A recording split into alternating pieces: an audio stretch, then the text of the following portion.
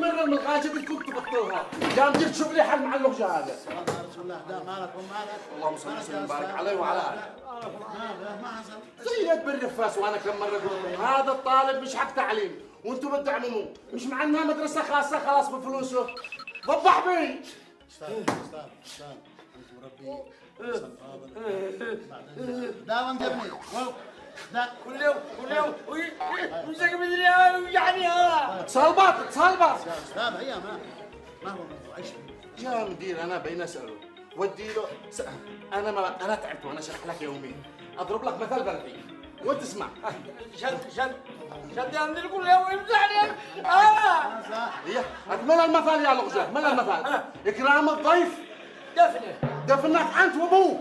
دفنه كرام الضيف. سمعتوا من الغاجة؟ داري ولو يعني كنا هنغمض ما يقدرش تغمض. سهل واحد عايش بالماما كان كرام الضيف دفنه.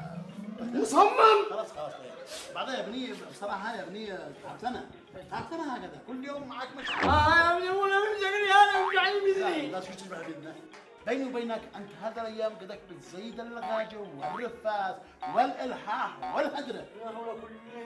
كلك فيه. يا ابني والله كل يوم يجي يمسكني سال هو ما بيمسك ذاك الا من كثر ما قد فيك من بلاوي. كم من بعد هنا بعدين تاني ما قال احد الفلاسفه ايش قال؟ قال سياتي عليكم زمان يكثر فيه اللغاجه. ومن اللغاجه؟ اللغاجه يعني الرفاس. ومن الرفاس؟ الرفاس يا ابني يعني الهدره. ومن الهدره؟ الهدره يعني الالحاح.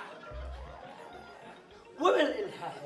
الالحاح انك لغجة ابن لغجة يا مدير افصله. لا يا استاذ يا مدير افصله. يمسكني مثلي انا واللي هذا. لكن بس مش معاك نام عن يقول لك الرجال معه خمسه اخوه بيقراوا عندنا. غير فهمنا عاد كلنا وانت معك. اذا صلى على رسول الله. اللهم صل. المدرسة الخمسة والمدرسة لك وله خاضرة. يا استاذ يا مدير يمسكني انا من عندي قوم اخرج امسكني من هنا.